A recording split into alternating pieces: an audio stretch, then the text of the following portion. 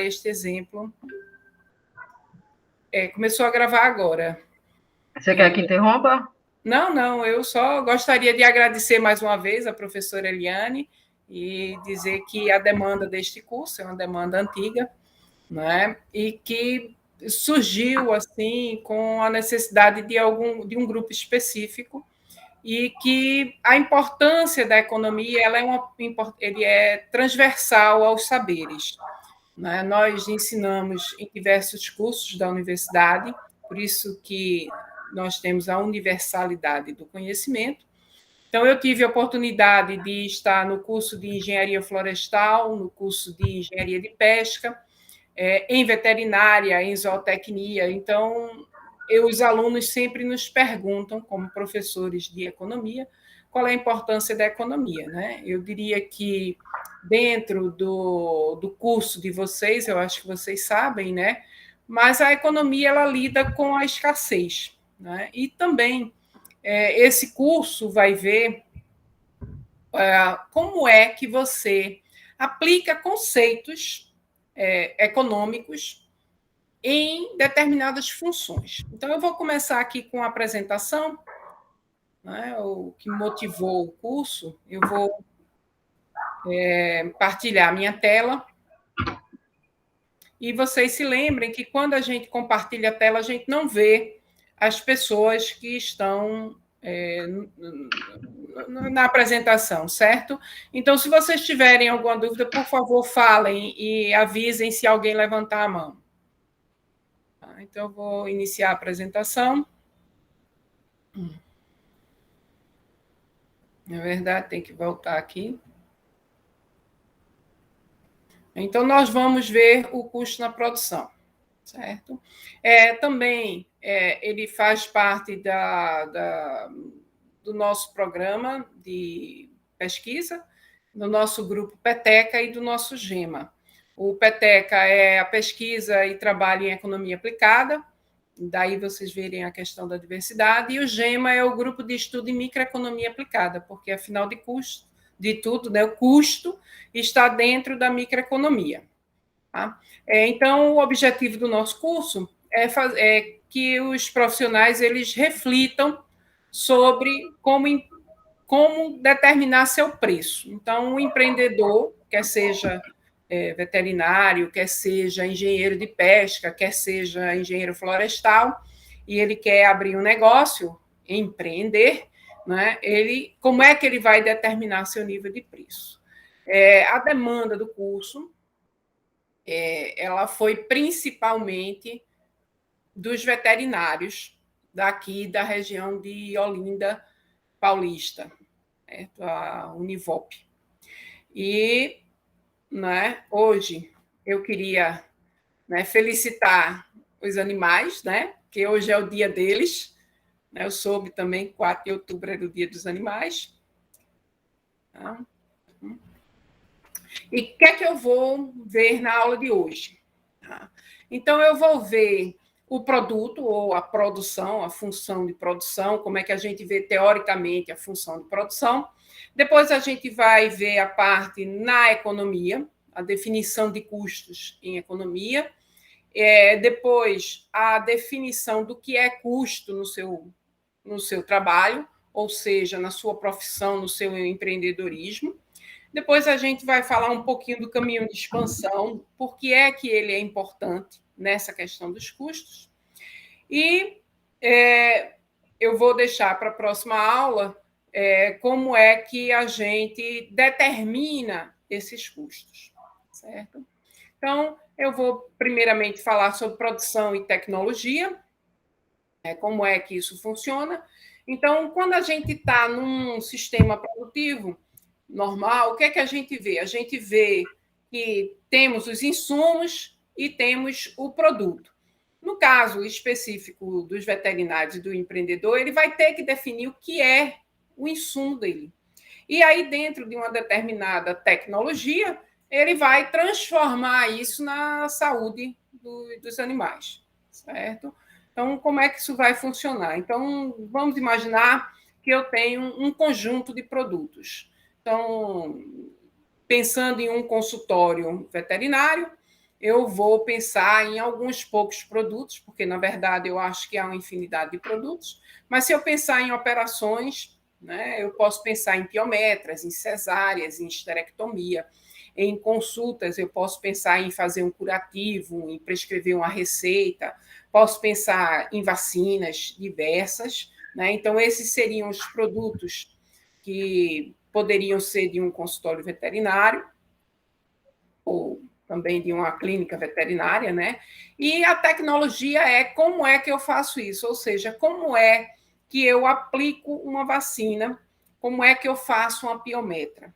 Então, o empreendedor, quando ele pensa na função de produção, ele vai ter que pensar naqueles nossos pontos para os estudantes de economia, naqueles pontos de inflexão, onde a curva de produção ela deixa de crescer a taxas crescentes para crescer a taxas decrescentes, alcançar seu máximo e declinar a partir daí ou se manter constante, que seria o ponto máximo da função de produção.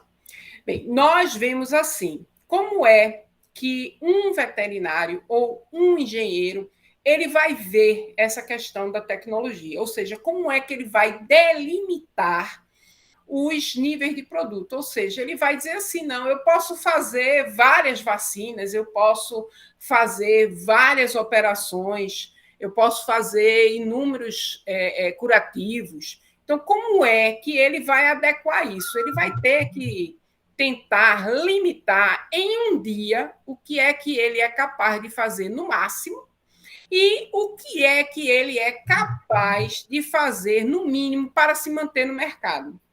Então, pensando assim em um mês, né, de trabalho, o que é que ele tem que fazer para poder se manter no mercado? O que é que ele poderia fazer no mínimo e o que é que ele poderia fazer no máximo, dado a sua questão física, tá certo? Então, não pensem que isso é fácil, especialmente quando a gente está centrado em um empreendedor. Como é que ele vai determinar isso?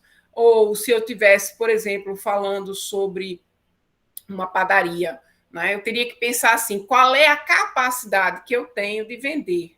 Quantos pães eu devo ter? Quantos pães eu consigo produzir num dia? Isso vai ser determinado por quem? Isso vai ser determinado pela tecnologia que ele usa.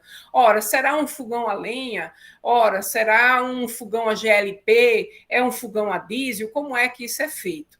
Então, da mesma forma, a gente tem que pensar como é que um veterinário vai atender, como é que ele vai ter o consultório dele, o que é que ele precisa de insumo e como é que ele vai tratar esse insumo, tá certo? Então, é muito difícil você ver essa questão da tecnologia. Primeiro porque o veterinário, ele não sabe especificar aquele mercado que está ao redor dele, tá certo? Que isso também depende do produto dele. Né? Mas vamos pensar mais um pouco em termos de propriamente a tecnologia. Ou seja, se eu vou fazer uma piometra, o que é que eu preciso para fazer uma piometra? Ou como é que eu vou pegar esta tecnologia da piometra? Ou seja, existe uma técnica que ele aprende lá na universidade e ele vai ter que aplicar no consultório dele. Mas, ora, será que o consultório dele tem uma mesa? Como é que esta mesa operatória, né, a mesa de operação, desculpe, como é que ele vai? Tem ar-condicionado, a sala dele tem baixa contaminação, então não é somente a técnica que ele aprende lá na universidade, mas também como é que ele vai aplicar para o consultório ou para a clínica dele, certo? Então, esta tecnologia também é importante para o veterinário.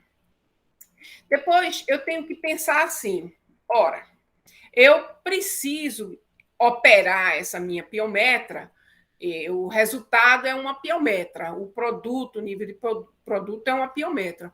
Mas, ora, quanto de anestésico eu vou usar? Será que eu posso diminuir a quantidade de anestésico porque está fácil a operação? ou se eu sou capaz de colocar um tapete aquecido lá na minha mesa para o animal se sentir mais confortável. Como é que eu faço isso? Essas combinações de diferentes insumos que produzem o mesmo produto é chamado de isoquanta.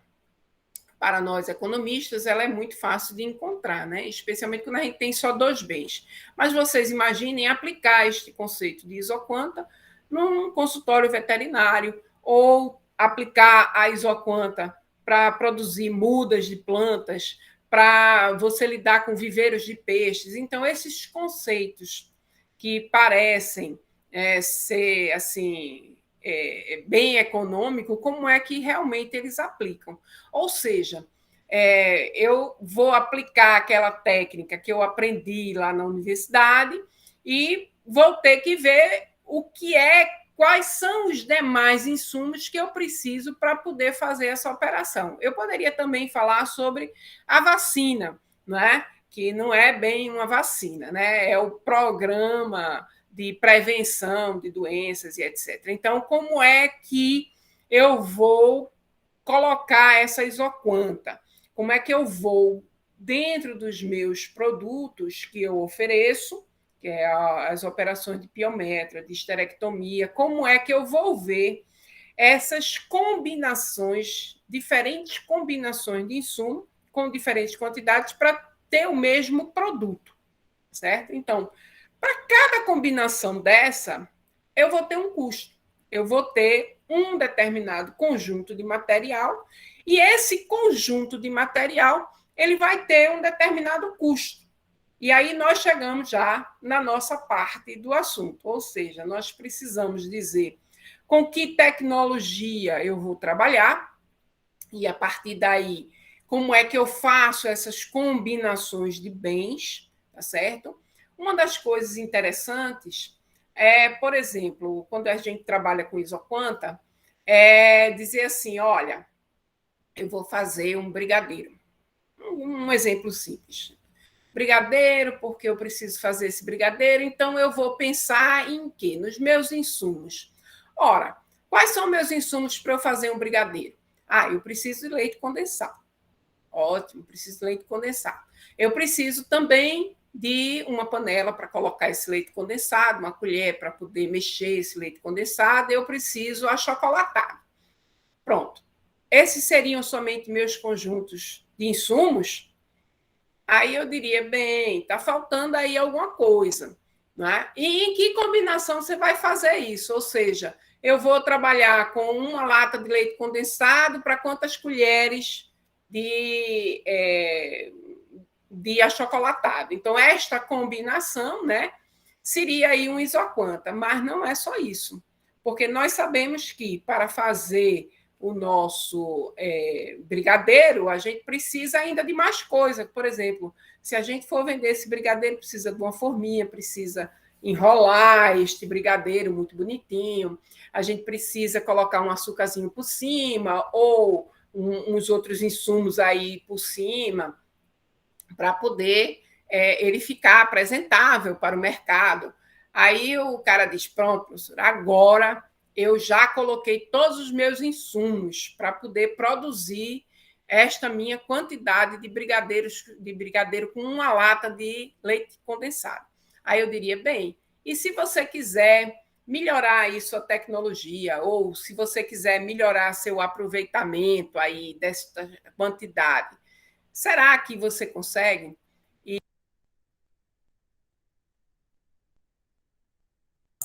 Seu microfone desligou, professora. Microfone tá desligado, professora. Deixa eu ver se eu consigo resolver aqui.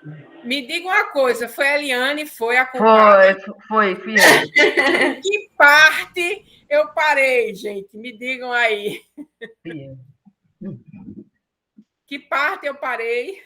A senhora estava falando dos demais insumos para o brigadeiro, que teria que ter uma forma, que teria que ter o granulado.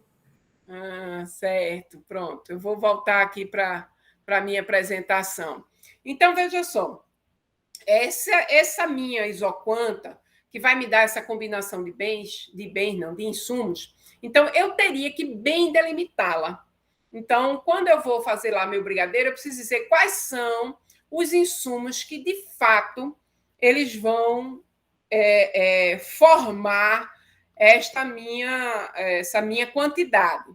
Tá? Então, por exemplo, voltando lá para o brigadeiro, e aí eu penso, a minha lata de leite condensado, meu achocolatado, a minha panela, a minha colher de pau, eu preciso das forminhas, preciso do açúcarzinho para ele poder entrar no mercado.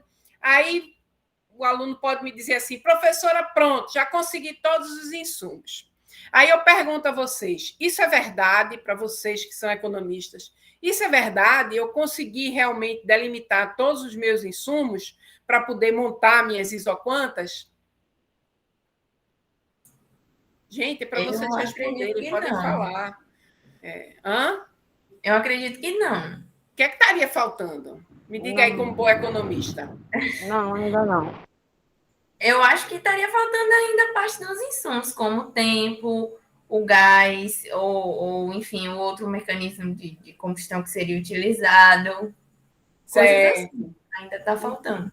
Está faltando um bocado, né? Por exemplo, a eletricidade para você poder, né? Se você for fazer de noite, se você for fazer de dia, a eletricidade que você vai ligar lá o seu fogão, o fogão em si, não é só o gás, mas o fogão em si, a possibilidade. E aí você fica pensando assim, mas minha mãe é que vai pagar tudo isso e eu não tenho custo. Ou seja, o local de trabalho também, ele tem um custo, quer seja alugado, quer seja próprio, quer seja seu, ele tem um custo e ele deve entrar na sua determinação, não só custo, né, mas ele foi necessário para a produção, porque custo a gente vai falar daqui a pouco, né, mas ele foi necessário para a produção, o local de você trabalhar, a cozinha, a limpeza da cozinha, a limpeza da panela, né? Então, isso também entra. A possibilidade de você, sei lá, pegar fogo na casa, tá certo? Então, isso tudo tem que ser considerado dentro dos seus insumos, né? Então, não só são aqueles insumos que eu estou vendo no brigadeiro, mas aqueles insumos que estão por trás do brigadeiro. Tá certo? Insumos que não são tão visíveis quanto o achocolatado, quanto a forminha, quanto a pulverização lá do açúcar, tá? Então, por muitas vezes, a gente não consegue delimitar precisamente isso. E a falta de delimitação desses insumos causa impacto no custo. Tá certo? Então, uma má apresentação desses insumos fazem impacto lá nos custos, tá certo? Por quê? Porque os custos vão determinar o preço. Então, se você não determinou bem o seu insumo, não vai determinar bem seu custo e, portanto, pode vender por um preço mais barato do que ele deve. E aí você pode quebrar, ou seja, você pode não se perpetuar para os períodos posteriores. Ou, no pior dos casos, você vai pagar para trabalhar, tá certo? Então, a gente tem que delimitar bem esses insumos, porque eles dão um impacto no custo, tá certo? Então, a primeira coisa que se deve pensar é o que é que faz parte da produção em si. Então, outro exemplo, eu vou produzir mudas de planta. E aí eu vou produzir com terra, vou pegar aqui no meu terreno, vou comprar uma quantidade de adubo, uma quantidade de terra, vou misturar, vou botar dentro dos saquinhos e vou vender. Aí eu pergunto, é só isso? Também não é, não é? Existem outros insumos, como, por exemplo, o terreno, o aluguel do terreno, a possibilidade de você ser assaltado, ou seja, os riscos que você tem dado à sua atividade, a sua própria mão de obra, tá certo? Que a gente também não falou. Então, a mão de obra para poder fazer o brigadeiro, a mão de obra para poder fazer lá a muda, a mão de obra que você tem para cuidar, que é uma mão de obra, cuidado do animal, né? É uma mão de obra especializada, ou seja, não pode ser qualquer salário mínimo que vai pagar a mão de obra, quer seja eu vou vender muda, eu tenho que ter um conhecimento para poder vender, e esse conhecimento ele é visto através do preço que você paga para essa mão de obra, né? Mas este conhecimento que você, o capital humano, ele tem que ser remunerado de qualquer forma, tá certo? Então, a gente tem que delimitar isso, porque se não bem delimitar os insumos necessários, a gente também não vai conseguir delimitar os custos e, portanto, o preço vai se tornar alterado. Tá? Eu diria que assim, 70% dos novos empreendimentos que são realizados, eles não delimitam bem os custos e falem nos 2 anos seguintes, certo? Então, por isso que é muito importante que uma das causas de falência dos empreendedores é justamente a não delimitação da tecnologia, nem tampouco a delimitação dos insumos que eles vão efetivamente utilizar, tá certo? Então, se a gente pensar nisso, é muito importante a gente ter em mente quais são os insumos necessários e, né, quais são os custos que advêm desses seus insumos. Ou seja, eu sei que a função custo, que a gente vai chamar mesmo em economia, né? Função custo, ela é um polinomial, tá? A gente está vendo aí um pouquinho de matemática, mas uma coisa que a gente tira de lição é que todo custo é crescente. Quanto mais eu produzo, maior será meu custo. Então, ela é uma função crescente. Se eu coloco mais insumos, produzo mais, mas também custa mais caro. Então, a função custo é uma função polinomial e ela é estritamente crescente, ela sempre vai ser crescente, né?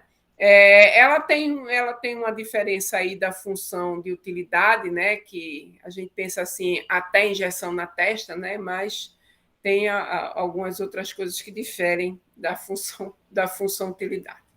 Bom, então, inicialmente, a gente vai ter que pensar assim, ora, eu tenho meus insumos, mas uma parte desses meus insumos são fixos, ou seja, eles não variam de acordo com a quantidade que eu produzo. Ou seja, por exemplo, se eu estou num consultório veterinário e eu tenho o estacionamento da frente, que eu tenho que mandar uma pessoa sempre varrer o estacionamento da frente. Ou que eu tenho um jardim muito bonito no meu consultório, que eu tenho que fazer a manutenção para que meus clientes, olhando aquilo, fiquem muito bonitinhos, né? Fiquem assim, aceitando muito bem vir ao meu consultório. Eu tenho que pensar também na pintura, eu tenho que pensar numa série de coisas, numa série de insumos que eu preciso para poder fazer o meu trabalho, que independem da quantidade de operações, da quantidade de vacinas, da quantidade de todos os meus produtos. Este custo, ele é um custo fixo.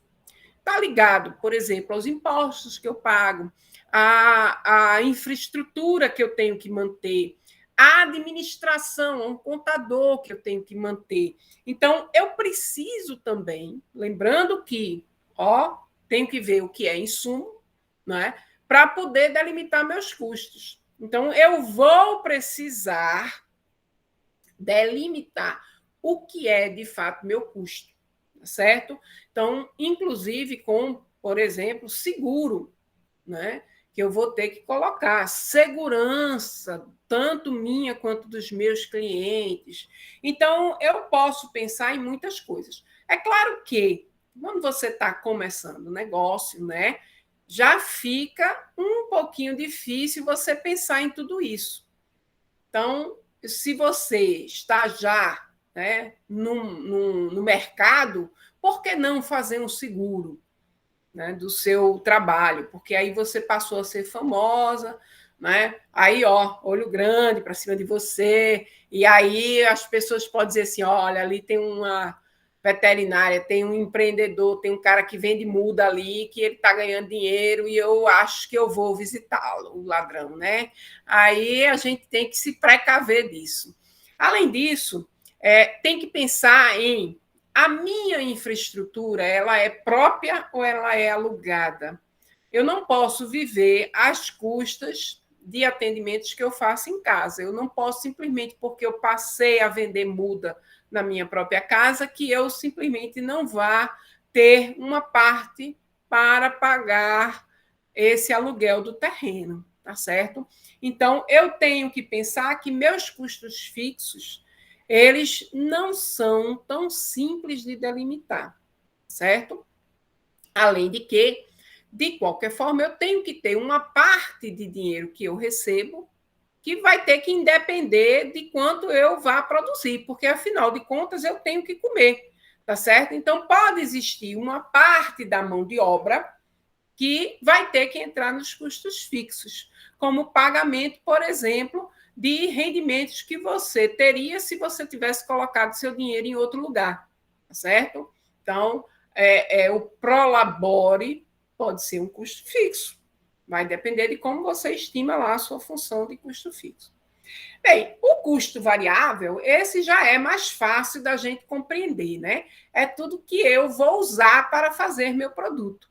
Então, por exemplo, eu posso pensar que para vacinar um cachorro, eu vou vacinar, não, né? Fazer um programa de imunização, né? Eu vou ter que pensar assim: olha, eu vou fazer um exame clínico nele, mas eu também vou precisar do estetoscópio, eu vou precisar ver a saúde do animal, eu preciso saber se ele. Quando foi a última vacina dele, qual foi a vacina que ele tomou, eu vou precisar examinar se ele não está com verme, se ele vai precisar tomar algum outro remédio, eu vou. Olha, isso tudo além da própria imunização. Aí cheguei na imunização. O que é que eu preciso? Eu preciso de uma seringa, eu preciso do algodão, eu preciso da luva, né? Que antes disso eu já tinha que ter colocado todos os meus EPIs que viraram tão importantes nessa pandemia, né? Então, eu preciso dos EPIs, eu preciso também da própria vacina. Eu preciso da seringa, eu preciso da vacina, preciso do conhecimento para poder aplicar, porque, afinal de contas, eu não estou num balcão, né? Que muita gente leva o cachorro para o balcão para poder ser vacinado lá pelo atendente lá que vende a vacina, né? Mas aí eu preciso dessas coisas para poder aplicar lá a minha vacina, porque, afinal de contas, né, se eu sou um médico veterinário, tem que fazer assim. E eu poderia citar também, se eu for um cozinheiro, né, um cozinheiro famoso, o que é que eu preciso, né, para poder fazer um determinado prato. Ou o que é que eu precisei para poder fazer o brigadeiro, tá certo? Então, essas coisas, né, a panela, que aí é um custo, que aí você vai ter que tirar um pedacinho do uso da panela, a depreciação da panela para ir lá como custo variável, para você poder repor sua panela, né? Então, a gente tem que pensar nisso tudo. E aí, quando a gente pensa nisso daí tudinho, como é que a gente pode, e o salário também da pessoa que está lá aplicando, né? Como é que a gente pode colocar isso de custo fixo, né? Eu preciso. Então, o exercício que eu daria, né, para vocês fazerem como empreendedores, se vocês querem ser empreendedores, é falar um pouquinho sobre o que de fato vocês têm como custo fixo e o que de fato vocês têm como custo variável, tá certo? Então, eu não vou estar perguntando assim, mas eu deixo esse pensamento, essa sementinha dentro da cabeça de vocês, como bons empreendedores, como é que eu faço este custo fixo e como é que eu faço o custo variável. Deixar isso, porque o mais difícil são os custos fixos. ninguém pensa nos custos fixos. Ninguém pensa que para ser um chefe e botar um restaurante, eu não vou precisar de um banheiro. Claro que eu preciso, tá certo? Para ter um consultório veterinário, eu também preciso do banheiro, mas eu preciso de uma sala de espera, porque, afinal de contas, mais pessoas podem vir. As pessoas podem perguntar se há um local para estacionar o carro, quanto é que eu gasto de luz, independente de ter ou não gente, porque, afinal de contas, eu vou ter que estar lá à disposição. Eu vou precisar fazer o livro caixa, e para poder fazer o livro caixa, eu vou ter que pagar um contador. Então, eu posso pensar que os custos fixos vão além daquilo que se tem na imaginação. Tá? Então, como é que eu monto a minha função de produção? Veja só, em economia, quando a gente começa, a gente diz assim, a função de produção ela só tem duas coisas, né? Capital e trabalho. Mas quando a gente vai para a vida real, porque em economia a gente tem um exemplo muito simples, né? São dois, a gente pensa, né, por simplificação, como é que ele funciona. Mas quando a gente vai para a vida real, a gente não consegue dimensionar tudo isso. Então, quando a gente tem que obter todos os custos, né, como é que eu faço? Eu somo o valor de todos os insumos, ou seja, se eu uso remédio, quanto é que ele me custa? Se eu uso uma atadura, quanto é que ela vai me custar? E assim por diante. Então, saber definir todos esses insumos é muito importante para você poder estimar a sua função de produção, tá certo? E essa função de produção, né, eu posso pensar assim, né, todos esses meus insumos para eu poder ofertar um bom lugar, uma sala de espera, uma agenda. Eu preciso de um computador, não preciso repor o computador, repor meus EPIs, repor tudo isso. Então, como é que esses insumos eles são colocados em termos de valor e eles são transformados, né, na minha oferta lá de produto. E aí, essa função custo, ela vai estar sempre expressa em termos monetários, claro, e em termos de insumos, certo? Então, quando a gente vê isso daqui, diz assim, cada uma dessas coisinhas daí, ela me dá um determinado custo em termos monetários, né? E eu posso pensar sempre em função dos insumos. Mas como é que eu pego esta função em termos de insumos e vou dizer, por exemplo, se alguém chegar para mim e disser assim, quanto é uma piometra, quanto é uma muda, quanto é que você me faz uma mesa, quanto é que você me faz um brigadeiro? Ora, eu preciso sair dessa questão dos insumos para poder pousar lá no preço por unidade, não é? Então, eu preciso de alguma coisa. Se eu tivesse com minha turma de economia, eu diria assim, olha, a gente vai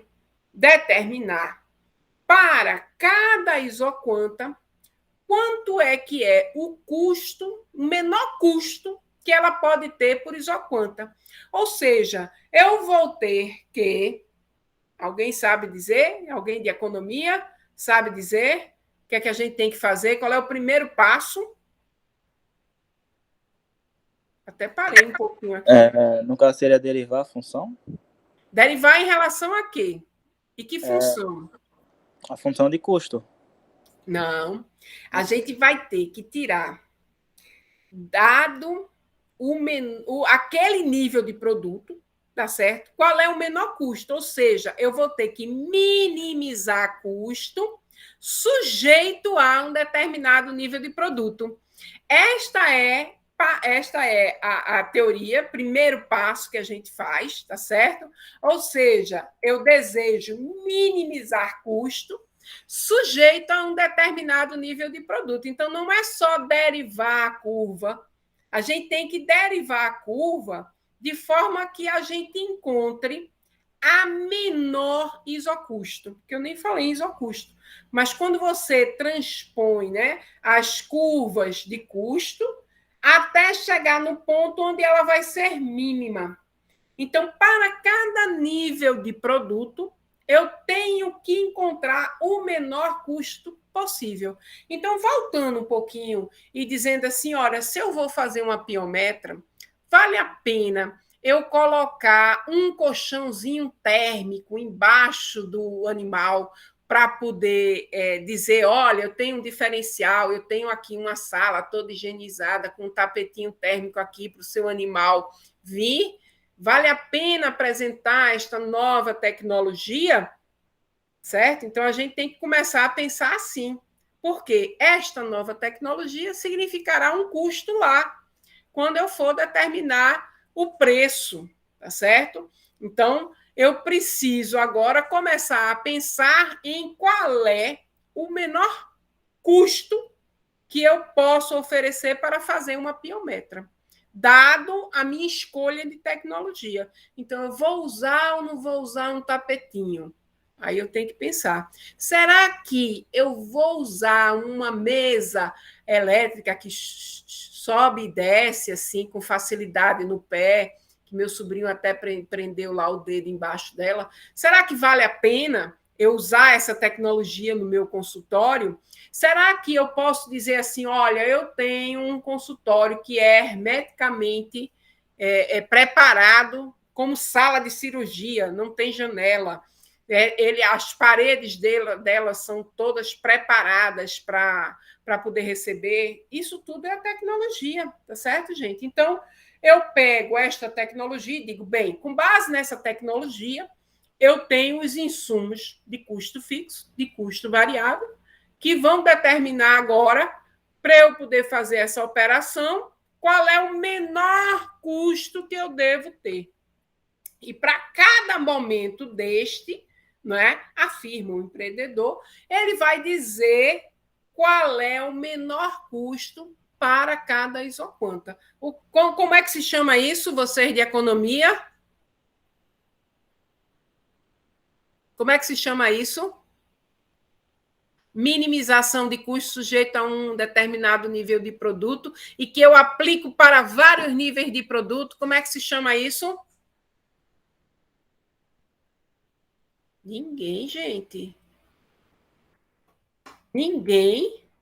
Se eu conseguir o custo mínimo para cada quantidade possível de produto, eu vou poder transformar o meu custo, que era em função dos insumos, agora em função do nível de produto. E este é o nosso caminho de expansão. Então, para cada combinação ótima, de mínimo custo, sujeita a um determinado nível de produto, eu tenho aí meu caminho de expansão. Que danado é isso? E trocando em miúdos agora, né, o que é o caminho de expansão? É que, para cada produto que eu vou querer, eu quero fazer uma piometra, o menor custo que eu posso fazer essa piometra, dado a minha tecnologia, é este. Aí, se eu quero fazer 2 piometras, quanto será meu custo? Se eu quero fazer uma piometra e uma vacina, quanto vai ser meu custo? Outro, né? E aí por diante, eu vou fazer combinações, né? E vou dizer como é que eu vou expandir, tá certo? Daí caminho de expansão. E aí eu posso, né, começar a pensar no seguinte: eu sei que eu tenho a minha tecnologia, que já foi delimitada lá atrás, e aí eu posso dizer o seguinte: se agora eu já sei que para uma piometra o meu custo é X, ou para a minha esterectomia, ou para o meu brigadeiro, eu já sei quanto vai custar, ou para 50 brigadeiros, o que é que vai custar, eu posso, então, determinar o preço.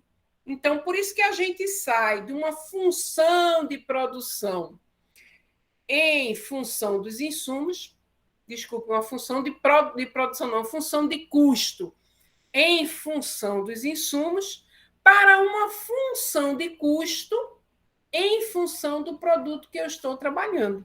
Tá certo? Então, essa transformação, essa formulazinha mágica do caminho de expansão, ela foi muito importante, porque agora eu posso dizer o seguinte: com uma lata de leite moça, que tem aqueles custos, né? Aliás, desculpe, com uma lata de leite moça que tem aqueles custos, que você faz 50 brigadeiros, eu agora posso dizer que eu tenho aqueles meus 50 brigadeiros e eu posso dizer quanto vai custar um, tá certo? Então, essa fórmula que traduz a função de produção, oh, meu Deus, função de produção não, que traduz a função custo em termos de insumos para uma função custo em termos de produto, ela, em função do produto, é que vai me determinar qual é o preço que eu vou ter.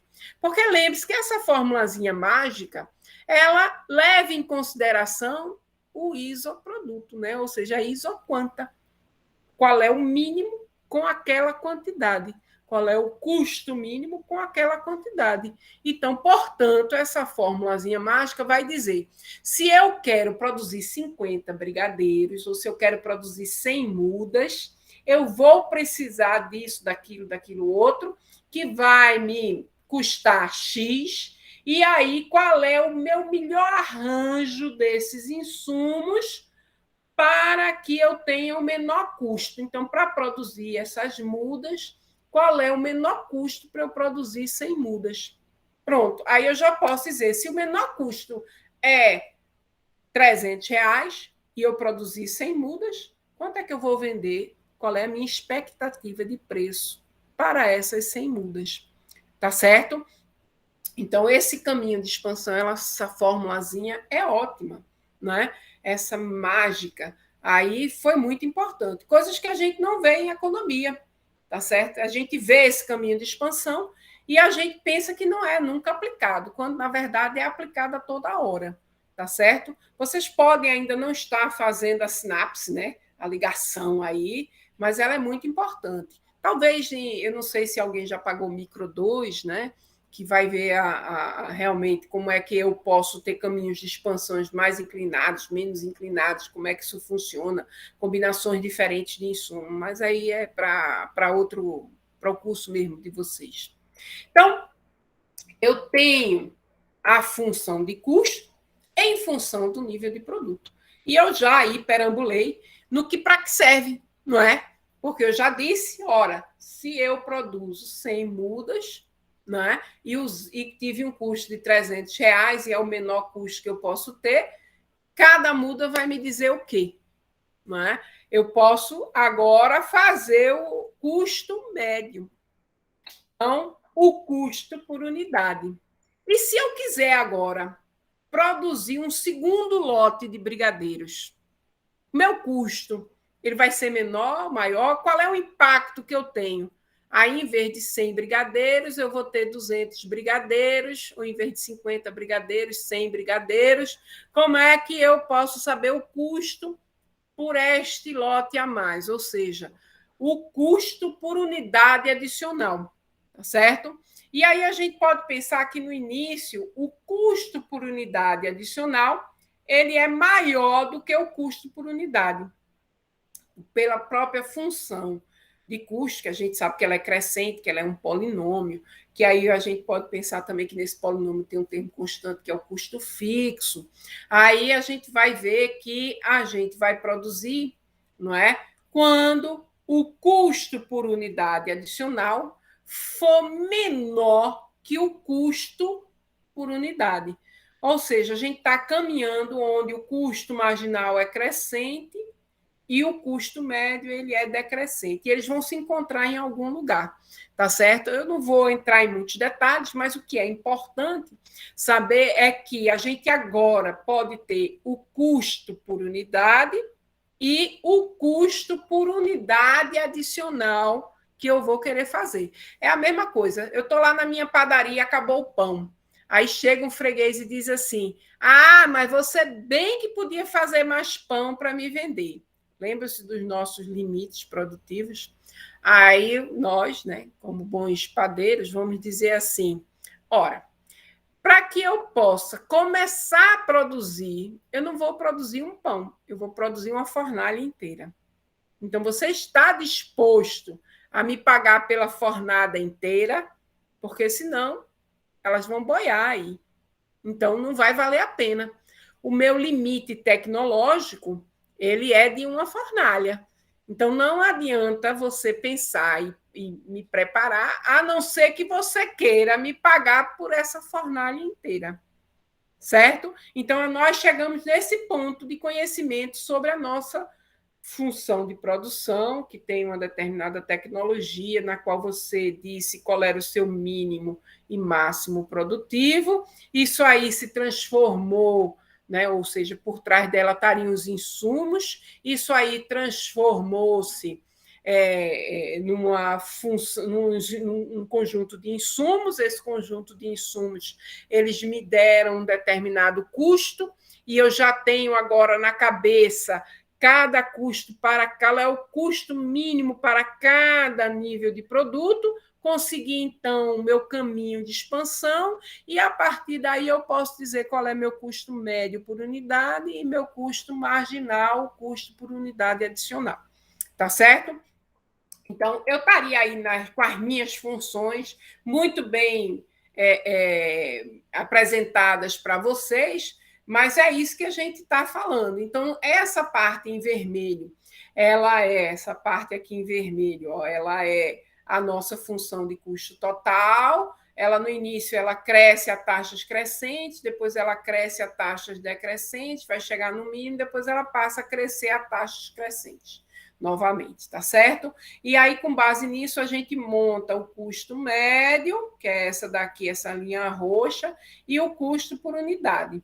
E a gente vai querer produzir, tá certo? Ou vai querer trabalhar neste ponto daqui, onde o custo por unidade é igual ao custo por unidade adicional a mais, certo? Então, eu ainda tenho mais algumas coisas, mas é importante a gente lembrar esse conceito, porque a gente não vai trabalhar nesta parte porque o custo por unidade é maior do que o custo por unidade adicional. Então, vai valer a pena eu produzir a mais. Vai valer a pena eu produzir uma unidade a mais, tá certo? E aí a gente vai ter uma outra coisa, que é a questão do preço que eu vou cobrar, tá? Então, eu agora já andei pela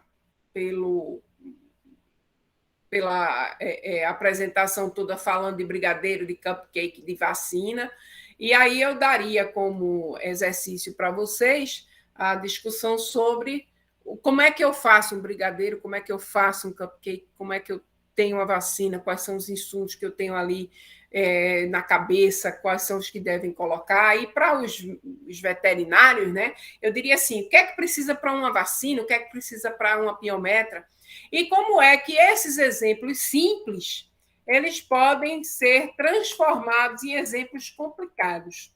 Ou seja, em vez de eu fazer um cupcake, eu posso pensar em ter que fazer um almoço, e o almoço tem que ser para muita gente, vários pratos, porque senão não vale a pena. Como é que uma piometra, eu trabalho não na vacina, mas numa piometra, se essa piometra ela vai ser complicada, porque o cachorro ele é cardíaco, porque o cachorro tem problema renal, o cachorro é velhinho, o cachorro não pode receber a vacina, a anestesia, então eu tenho que ter um outro tipo de anestesia. Ou como é que uma vacina pode complicar tanto minha vida que se transformar num pesadelo? Ou seja, eu não, né? O médico veterinário lá aplicou a vacina, não, o programa de imunização, aplicou o programa de imunização todo certinho. Aí, quando chegou lá no dia seguinte, você pensou que tinha, me livrado não, que ninguém se livra, né? O médico veterinário tem consciência, né? Aí, de repente, o dono não, o tutor chega lá e diz assim: meu cachorro tá com alergia, tá assim, tá assado, tá dando problema. Deu edema lá de glóten, edema de glóten na gente, né? Mas assim, deu um problema lá que meu cachorro está lá passando mal. Aí a médica veterinária tem que ir até lá a casa do dono, né? Porque não consegue, o cachorro vai morrer, ela vai ser processada e etc. Aí virou um exemplo complicado. Então, o que a gente tem que pensar, vocês viram que os slides estavam trocados, né? Será que quando eu vou lá anunciar todos os meus insumos, será que esses meus insumos, por exemplo, uma receita de brigadeiro, uma receita de bolo, uma receita para você fazer sua consulta, será que eles são suficientes ou será que eu preciso colocar mais alguma coisa além desse básico, porque, por exemplo, em agronomia, em engenharia florestal, existem os coeficientes técnicos, que os coeficientes técnicos são o que a gente chama de caminho de expansão, ou seja, ele dá uma formulazinha básica e, a partir desta formulazinha básica, que seria também a nossa receita do brigadeiro, você pode replicar isso aí para grandes quantidades de hectares. Então, aí o que eu pergunto é, será que, mesmo pensando que eu tenho retornos decrescentes à escala, mesmo pensando economicamente, que isso é possível fazer, será que isso só é suficiente?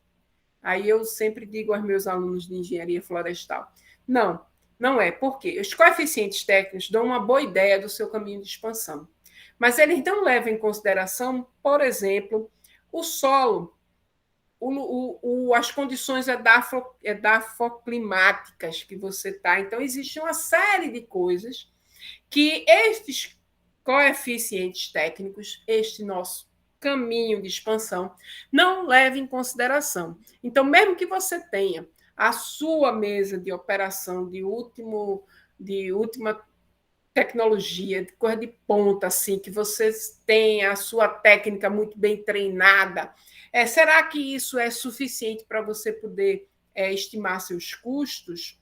Aí eu diria, também não, porque tem coisas que a gente pensa que não entra como custo e que, na verdade, lá ele vai entrar como um custo. Essa questão mesmo do risco, o risco de você ser assaltado, a sua tomada de decisão quanto a investir no seu empreendimento, tudo isso não está lá na sua receita, tá certo? Como é que eu posso fazer um curso de especialização? Quanto é que isso vai me dar de curso de especialização e qual é a minha expectativa de melhoras na minha receita? Tá certo? E receita é outra coisa que a gente depois pode ver. Então, nem sempre este básico ele é suficiente, tá certo? Então, eu tenho que pensar que sempre eu tenho que melhorar o meu investimento, porque senão eu não vou conseguir me manter no mercado. Especialmente se eu pensar nessas novas tecnologias. Por exemplo, todas as faculdades e universidades, elas tiveram que se adaptar com novas tecnologias durante a pandemia, tá certo? Então, isso aí ninguém estava pensando e, de repente, teve que acontecer. Os professores que tinham uma tecnologia de chegar lá, dar aula e pronto, tiveram que se adaptar a esse novo momento, exigindo também dos alunos a participação, né? Essas novas metodologias ativas. Então, tudo isso é para dizer que o nosso mundo ele está em constante mudança. Então, não é apenas na questão do básico, do brigadeiro básico, do almoço do feijão com arroz, não é somente você ter lá seu consultório e há anos você está com ele. Você tem também que investir em novas mudanças, ou seja, antigamente se pensava, né, nem se sabia como é que a parvovirose se multiplicava, e hoje em dia você já sabe, há anos atrás, como é que veio a vacina, e hoje você já sabe como é que é feita a vacina. Então, assim, são mudanças que vão acontecendo e que a gente tem que se adaptar a elas. Bem, e com isso eu encerro a minha aula de hoje. Eu não tenho a mínima ideia da quantidade de horas que eu fiquei com vocês. Olha, para aí eu falo tão rápido, só dei 1 hora mesmo, né? Mas eu estou aqui para conversarmos sobre a aula de hoje, tá certo? Eu gostaria de saber tanto dos estudantes como também dos profissionais da veterinária, que eu estou vendo que tem também outros profissionais de veterinária aqui, que eu gostaria de saber a opinião de vocês. Portanto, abram aí o microfone e vamos conversar. Nós temos ainda aí 1 hora de conversa. Dúvida, gente? Ana, Eu ganho. tem uma dúvida que eu não sei se é do pessoal, né? Que a questão da piometra, o que é uma piometra? É um útero inflamado. Cadê os profissionais de saúde, por favor, manifestem-se? Cadê os veterinários que queriam tanto esse curso? Eu falei tanto em piometra, todo mundo calado aí, né? Mas a piometra é o útero inflamado. Cadê? Cadê os veterinários? Jadson, pelo amor de Deus, diga alguma coisa. Oi, professora. Tudo bom? Tudo bom, Jadson? Está escutando bem aí? Tô. Pode falar. Eu cheguei um pouquinho atrasado, perdi o início. Aí tô. É um assunto muito complicado para a gente que é da área da área de medicina veterinária. É verdade. Essa parte de economia é muito difícil, e principalmente para mim que não conheço nada. Né? Se você me perguntar sobre a piometra, eu ainda falo um pouquinho, mas sobre economia. Vai lá, Jadson, diga o que é uma piometra para os nossos alunos de economia. Pronto, a piometra é uma infecção uterina, tá certo? Que se dá muitas vezes por bactéria, por sangue acumulado no útero, por secreções, e isso leva a uma cirurgia, né? O tratamento é correção cirúrgica. Isso aí é a piometra, muito comum nas cadelas, nas gatas. Pronto. Olha aí, Ana, ele elucidou. Não, agora vamos linkar ele. Diga, Eliane. Eu só queria para que ele, como você colocou ao longo da aula vários exemplos, né, citando a piometra, quais são os insumos, e aí a gente faz um link com os custos que eles têm numa piometra. Dá para fazer, Jadson? Ou Net parece que Net ia colocar alguma coisa. Dá sim, a gente pode, como insumo, porque a piometra não é simplesmente só a cirurgia, né? A cirurgia já é praticamente quase a parte final do tratamento. Mas antes disso ainda tem muita coisa, como a professora falou. Desde o aluguel da casa, desde a limpeza da sala, desde o equipamento que a gente usa, né, do material cirúrgico, dos fios. Quer dizer, tudo isso é custo, né? Me diga uma coisa, Jadson. Vamos dizer assim, quando você vai fazer uma piometra, você sabe como estimar o custo dela, ou seja, você sabe que tem esses custos. Por exemplo, eu vou pegar aí seu gancho e dizer assim, os EPIs que você usa, né? Eu vou colocar aqui a sala, o uso da sala. Como é que você estima isso daí? Sinceramente, eu não estimo. Eu não sei nem para onde vai. Imagina, Jadson, a Rottweiler, gordinha.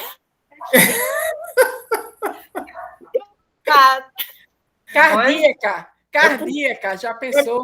Gordinha. Aquelas que a gente estima, Denise, gastar uns 5 fios de categote e vai para lá de 20. É verdade. A gente não tem nem ideia do que é que vai fazer. Veja só, qual é meu tendência é ele conselho? repetir os preços dos outros profissionais, né? Não pode, porque cada profissional tem seu custo. Mais Não, na interessante tendência, é isso. o que acontece normalmente, né? Vocês que são médicos dessa área, é isso que acontece? Vocês reproduzem o preço de seus colegas? É mais ou menos por aí. É mais ou menos por aí que a gente faz. A gente tem mais ou menos uma média do preço de mercado, e aí, pelo menos, eu faço assim, né? E aí, pela média de preço de mercado, eu vou fazendo os meus custos, meus balanços lá, e vou levando. E a Ana Elizabeth faz assim? Não, a Ana Elizabeth tem muitos cálculos, muitas coisas que a gente nem imagina. Como é que você faz, Ana Elizabeth? Eu pego todos os meus custos.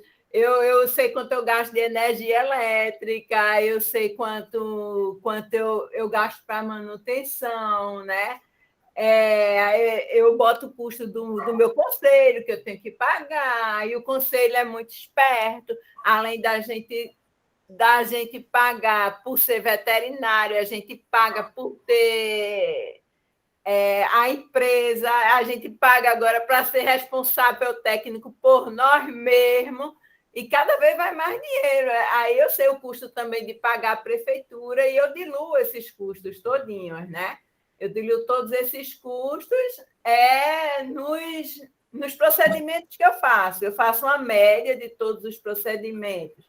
Por exemplo, faço uma cirurgia de uma piometra, faço uma castração, quanto tempo eu levo para fazer? Porque o meu trabalho está ali, né? Além do meu trabalho estar ali, a responsabilidade técnica, tudinho, né? E realmente, eu já peguei várias cirurgias que a gente estima. A gente gasta X e a gente, ao invés de... É uma vida, né? Cada um é cada um. E muitas vezes a gente leva prejuízo, porque você estima que você vai gastar aqueles 5 fios. Você estima que você vai levar 1 hora operando. E aí? A cirurgia complica, aí você vai lá 4, 5 horas operando, vai perder um corte uterino, né, Jadson? E vai lá procurar, né? Aí é complicado, né? E quando a gente vai fazer uma cirurgia que, na verdade, quando a gente abre, encontra 2, 3. Pois é, pois é. Uma cirurgia de 40 minutos, a gente passa 3 horas. Aí a gente leva prejuízo, né? Porque você dá o preço antes de entrar na sala, né? Aí, pronto, você faz pelo animal mesmo, pelo seu nome, né? Porque às vezes você não tem condições, né? O interessante que eu diria é o seguinte, e como a gente está vendo, né? Vocês que são economistas, vocês já ficam pensando em como é que vocês aplicam determinados conceitos, né? Então, eu vou pegar esse exemplo e vou dizer o seguinte: ninguém tem, de fato, o custo como uma função de custo. E todo custo que você tem, fixo ou variável, toda essa função de custo que você tem, na verdade, não é uma função. Elas são observações que você tem ao longo da sua vida. Então, por exemplo, eu sei que Jadson está nesse mercado já há um bocado de tempo, Ana Elizabeth também, já há um bocado de tempo. Então, mas vamos imaginar que um colega de vocês está começando, ou que vocês querem, na verdade, construir um banco. Diga, Camila, antes de eu começar mesmo, diga lá, qual é a sua dúvida? Ah, tá. Não, professora, era só mais uma observação, assim, também, porque eu trabalho com formação de preço no Senai. Então, é formação de preço para educação, né? Que também é complicado, porque... E ainda mais no Senai, porque a gente junta que a gente precisa de um insumo, que a gente tem uma aula prática, né? Então, a gente faz apresentações, a gente faz... às vezes faz um produto mesmo em aula e tem o custo docente, né? Aí, eu achei interessante o pessoal falando, porque, querendo ou não, a veterinária também é um pouco disso, né? Eles vão ter o custo de produto que eles vão utilizar ali no momento do procedimento e o custo do serviço, né?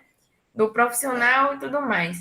E uma coisa que eu acho que às vezes torna difícil a precificação é a defasagem do mercado também, porque, por exemplo, hoje a gente está tentando colocar, de fato, todos os custos no preço, só que às vezes fica tão alto que fica inviável. Então, quando a gente pega o concorrente, quando a gente pega a situação das pessoas também, né, da sociedade como um todo, aí fica inviável, a gente sai no prejuízo.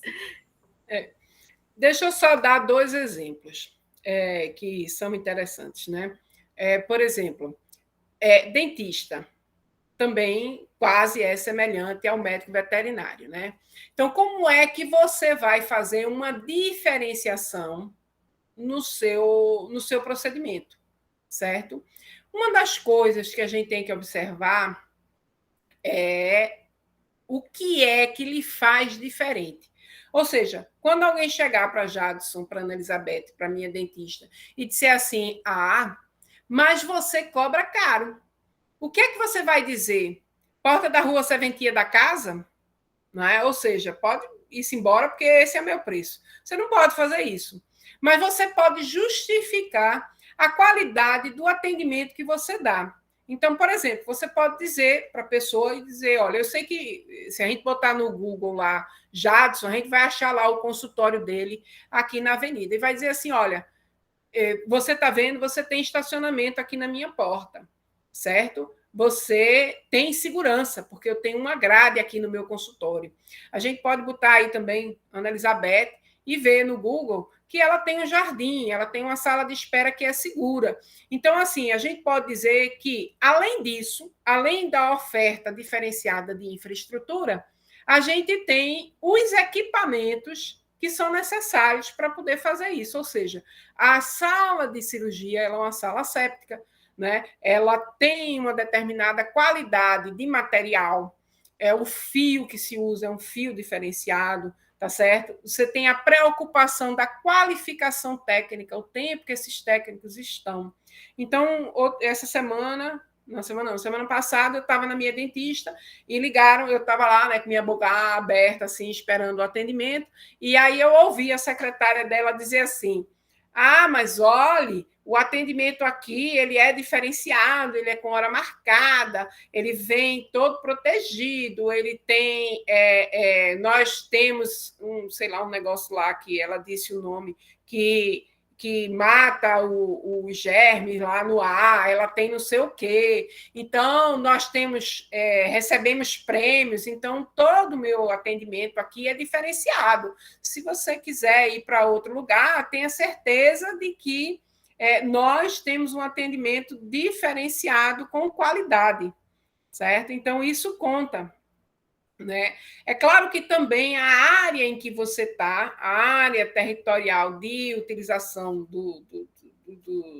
da oferta, né, do seu produto, você como veterinário, você como dentista, é claro que isso influencia.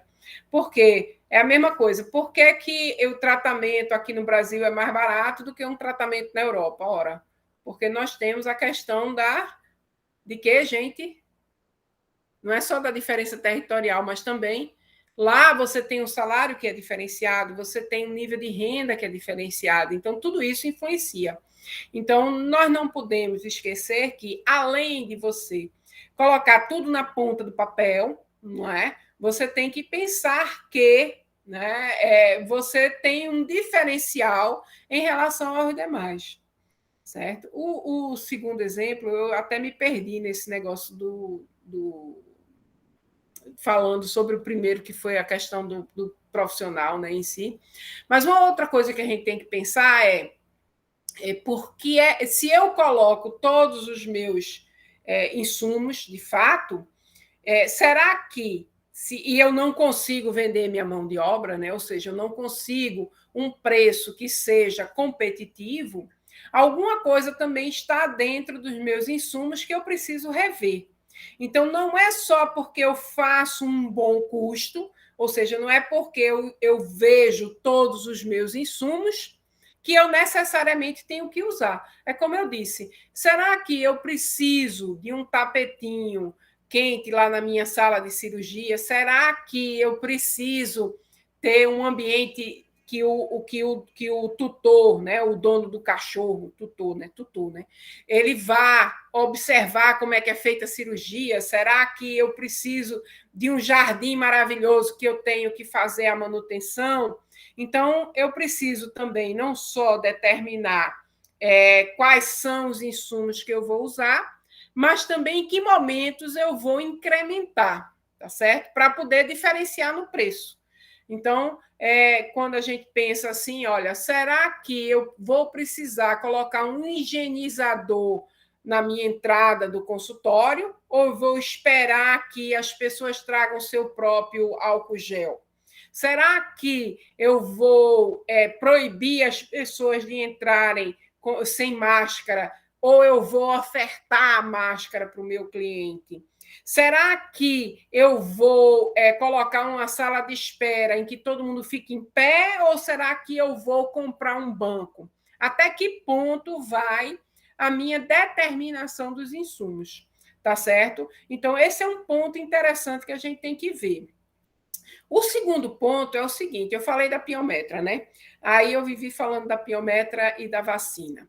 Aí eu digo o seguinte, imagine que eu tenho uma piometra e eu tenho uma piometrinha, né? Como diria a doutora, né? É uma piometrinha, é uma coisa simples, não é uma piometra quilométrica não, mas tem vezes que a piométrica é dessa, de um Rottweiler enorme, de um fila, de um cachorro grande, e uma piometra do miniatura pincher. Será que eu vou poder cobrar a mesma coisa?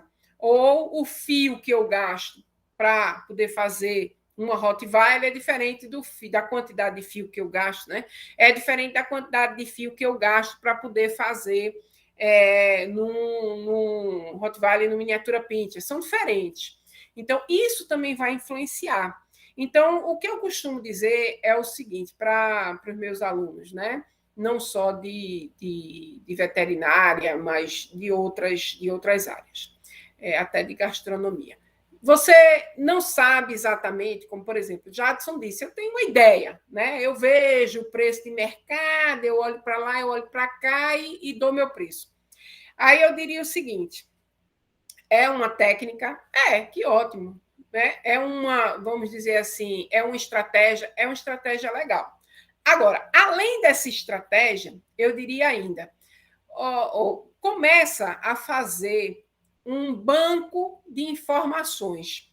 O que danado é este banco de informações? Eu quero fazer um sushi, certo? Aí eu monto lá, eu não posso ser, né? Porque sushi, que só quem pode preparar é homem, né? Mas vamos imaginar assim, meu sobrinho, ele começa a querer fazer sushi. Aí eu digo assim para ele, olha, você vai ter que comprar as facas, você vai ter que ter uma cozinha com determinadas características, você vai ter que lavar suas mãos com uma determinada maneira, né? Você tem que fazer uma boa asepsia, seu ambiente tem que estar todo bonzinho, mas além disso, certo? Você vai ter que ter um corte uniforme no seu sushi. Porque senão você vai cortar um grosso, cortar um fino, cortar um não sei como. E aí você vai anotando o que você precisa para fazer um sushi. Então, você entrou na sua cozinha, tem um quadro lá que você diz assim, hora de entrada. Está lá, escrito, hora de entrada. Precisei de não sei quantas gramas de arroz, não sei quantas gramas de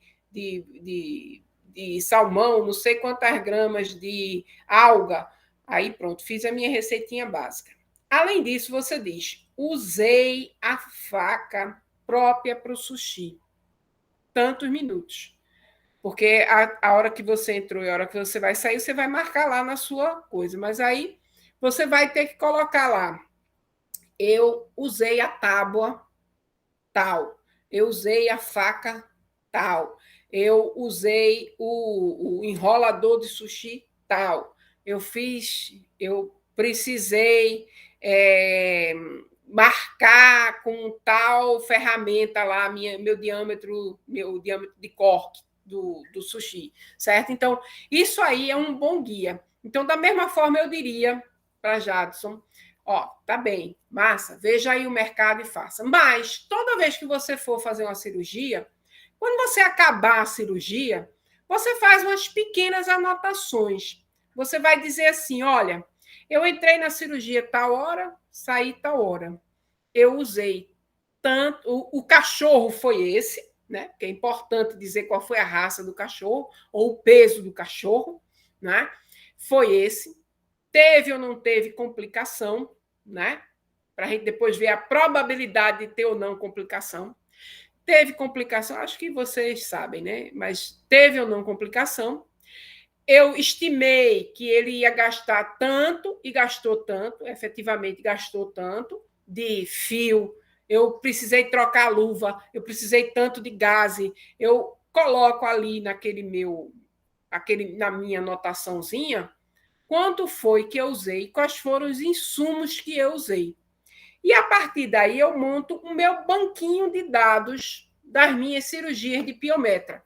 Eu monto o banquinho de dados das minhas vacinas. Eu monto o banquinho de dados das minhas esterectomias. Eu vou montando as minhas pessoais, de cada médico veterinário, de cada cozinheiro, as pessoais de cada produto que eu ofereço.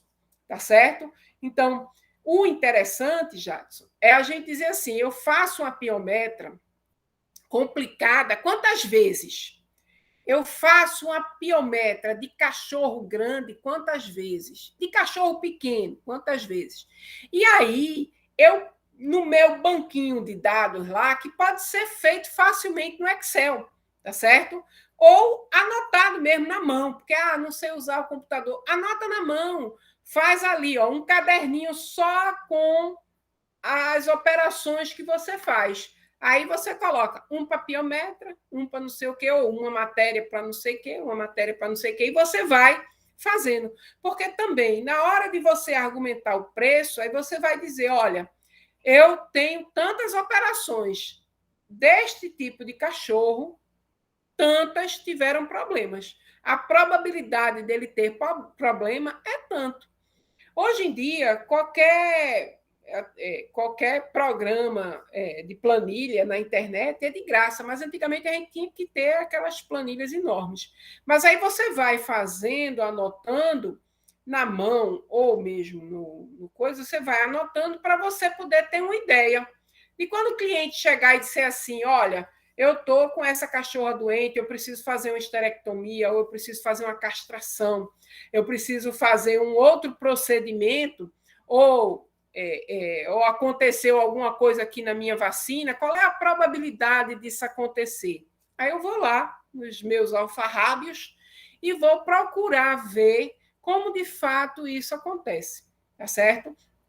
Então, eu daria esse conselho para você, não só para você, mas para todo veterinário, porque isso daí é que vai fazer com que você tenha a base de informação necessária para argumentar. Quando você chega e diz assim, olha, eu coloquei lá que eu vou te cobrar tanto, mas eu vou te cobrar tanto porque eu estou vendo que sua cachorra tem um peso tal, ou cachorro pode ser assim, seu cão, né? Porque aí fica genérico. Seu cão tem esse peso tal, é da raça tal, então, assim, baseado na minha experiência, eu acho que as complicações podem ser essa e essa, e eu vou agir dessa forma. Aí você mostra um produto diferenciado, certo? E aí você tem ideia de custos diferenciados.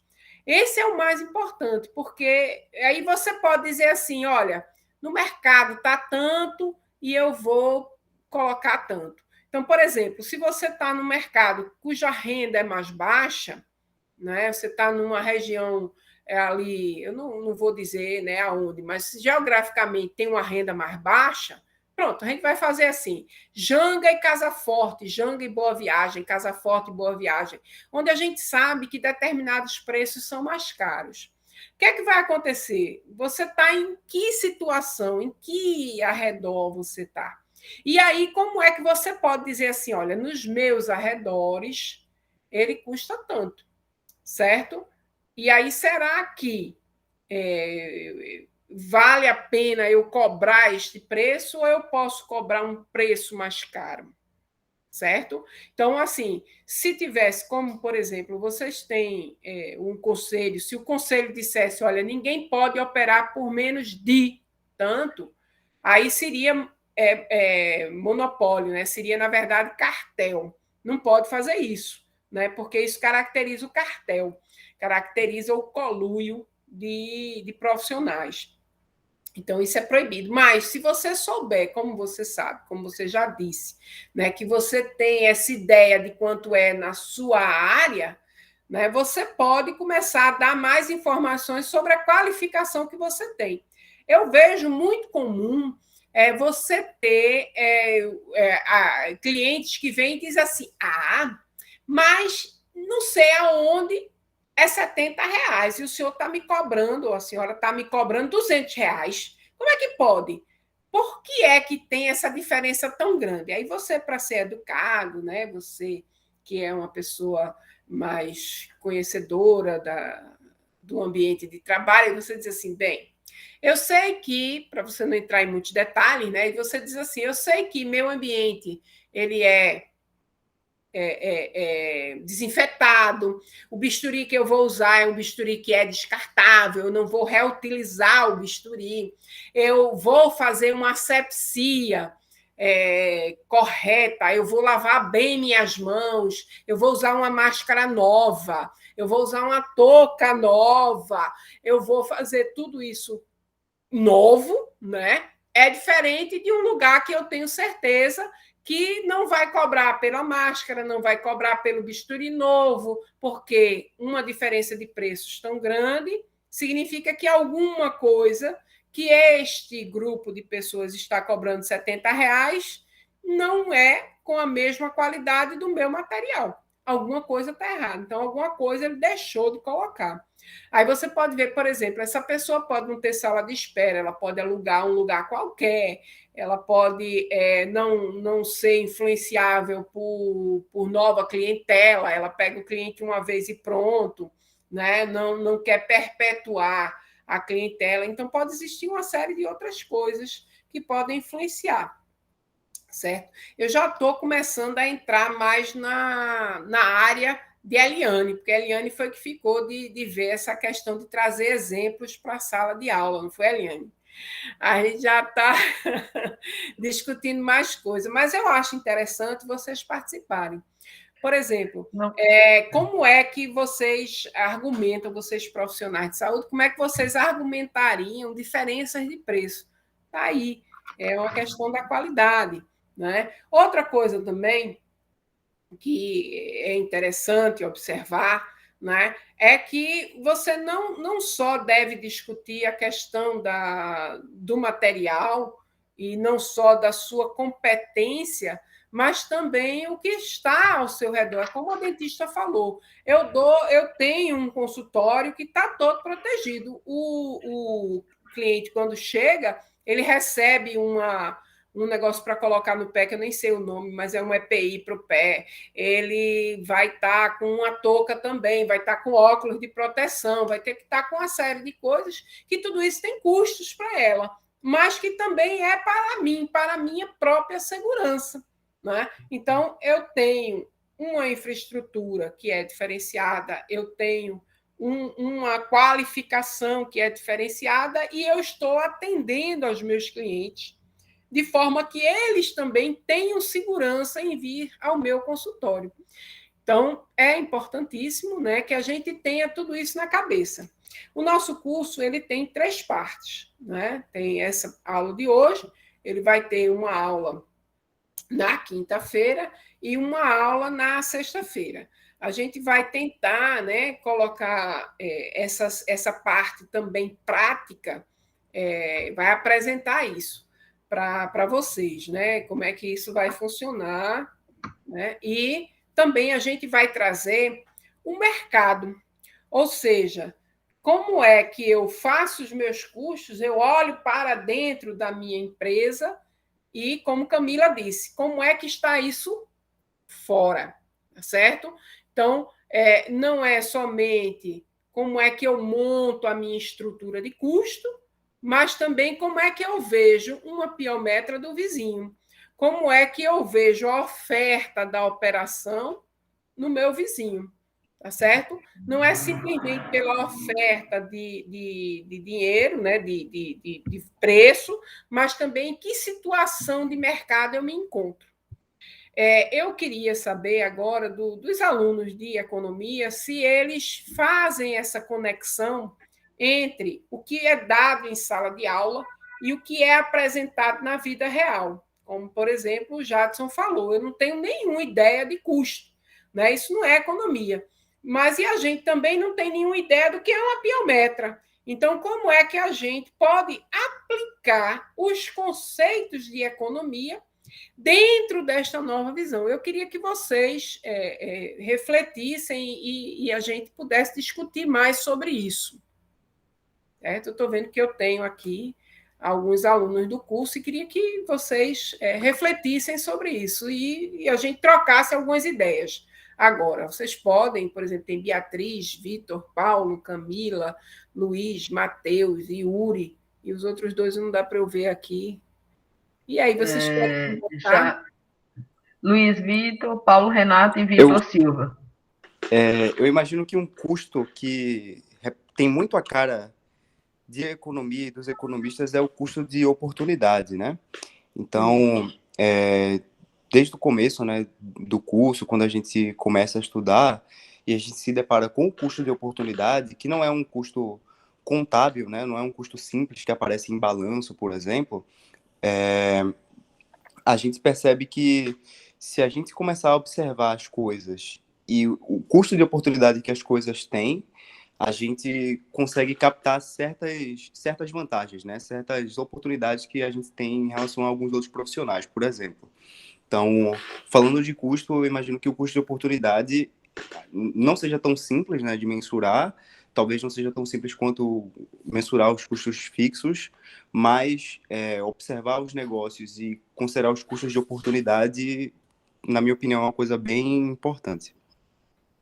Ótimo, Paulo. Agora vamos para um exemplo. Como é que você colocaria para Jadson essa questão de custo de oportunidade? Desculpa, tá? Te pego assim de surpresa. Mas como é que você colocaria para Jadson? Bem, eu imagino que a questão da localidade, né, da localização, seja um custo de oportunidade interessante, né? Também traz alguns outros custos, né? Por exemplo, em determinadas localidades ele teria um custo mais alto com segurança, em alguma outra localidade ele poderia ter um custo maior com transporte, ele poderia ter um custo de não conseguir encontrar uma demanda tão grande, né? Ou que suprisse as expectativas dele. Outro custo de oportunidade talvez seria até fazer um curso, né? Um curso para se especializar em fazer determinado tipo de cirurgia específica, né? E como que isso poderia aumentar as receitas futuras dele. E aí por aí vai, né? Mas, assim, de cara eu consigo pensar, né, na aplicação do custo de oportunidade para esse tipo de questão, né? Ele poder se especializar mais, ou ele poder estar num local geograficamente mais atraente, né? Ele tem um custo maior com deslocamento, né? Com talvez o custo de transporte, né? Dos insumos que ele receba, se ele está muito perto de locais que consigam suprir a demanda dele para cirurgias, de insumos, né? Então eu consigo pensar assim. Não sei se meus colegas acompanham. Você entendeu, Jadson? O que é que ele está Entendi, entendi. Ou seja, daqui a pouco eu passo para você, Yuri. Mas o que ele está dizendo para você, Jadson, é aquele menino que vem ali para o ônibus e diz assim, eu poderia estar matando, eu poderia estar roubando, mas eu estou aqui pedindo. Ou seja, ele está dizendo o seguinte, pegue, utilize o seu tempo de forma que você descarte todas as outras possibilidades como piores, certo? Do que a que você quer tomar a decisão. E isso aí você toma uma decisão, estou aqui pedindo, né, daquele menininho lá que fica lá no ônibus, né, batendo o coisinha dele. Você ter uma tomada de decisão, que aquela tomada de decisão seja a melhor perante as outras possibilidades. Ou seja, quando ele diz assim, olha, Jadson, você está aí, né, no seu consultório, mas você poderia, já que tivemos a pandemia, ou que há grandes oportunidades de cursos online, você poderia tirar um pouquinho de tempo aí do teu consultório e se especializar, fazer um curso. Ou seja, você tomou uma decisão de fazer um curso em que você tem uma possibilidade de ganho futuro maior do que se você não fizer. Certo? Foi isso Entendi. que ele quis dizer. Foi massa, né? Foi, muito bom. Né? Muito bom. Ô, Yuri, você queria falar? Diga lá.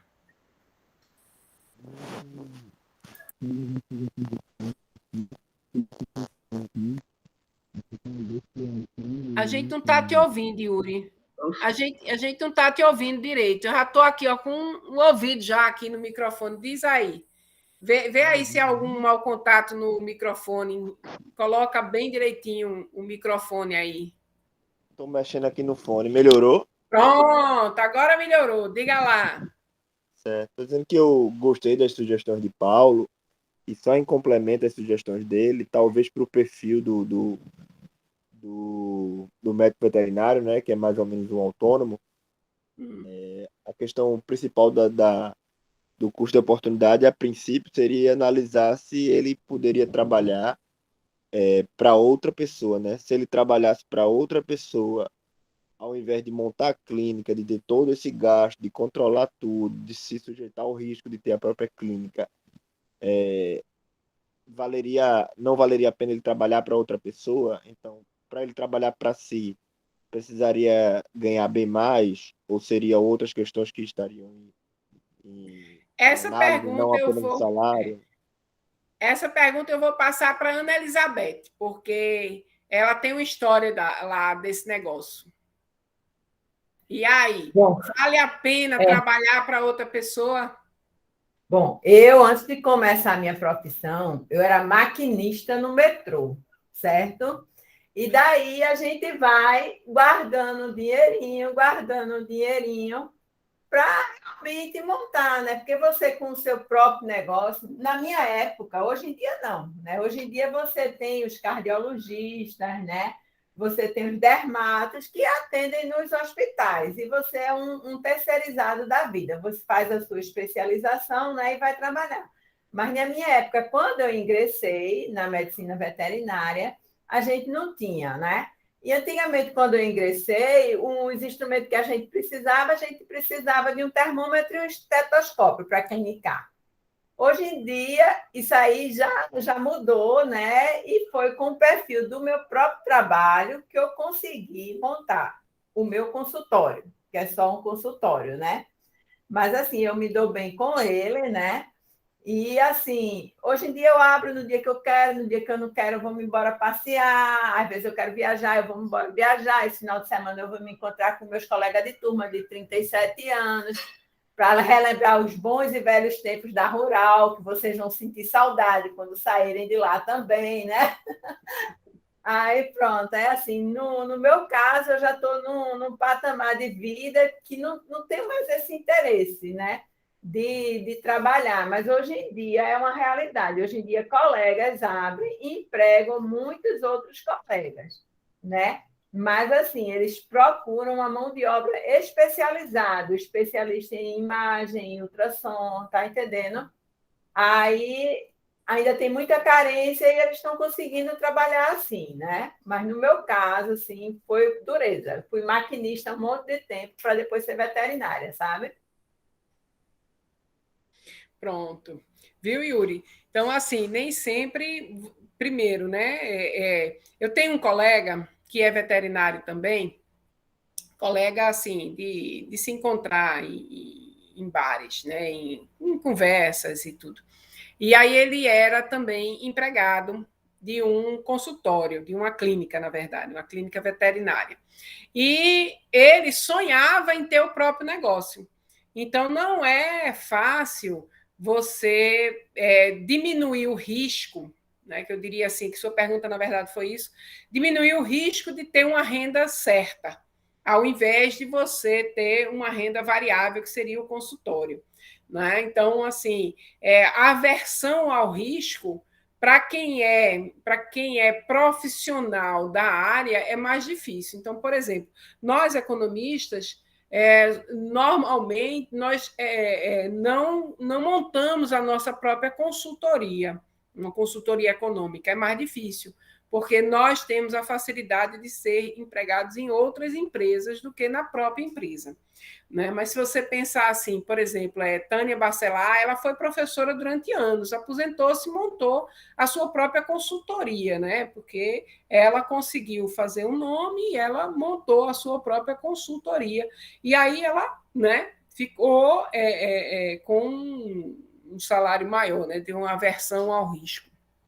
Então, é mais ou menos isso também que a gente tem que ver, a aversão ao risco no intuito de ter uma renda certa, certo? Alguém mais quer comentar? Jadson, diga lá, fale mais um pouco. Pegando um gancho aí com o que a Ana Elizabeth falou, eu tenho um caso interessante de colegas que... Porque, assim, o pessoal se forma, tá certo? Não tem muita experiência na área clínica, e aí partem para o mais prático e fácil, que é ser vendedor de produto veterinário. E aí ganha aquele dinheiro de início, que é bom, é um salário mínimo, 2 salários mínimos, que a pessoa é solteira, muitas vezes, e aí consegue, né, ter até uma vida inicial bem, né, porque não tem tanto custo.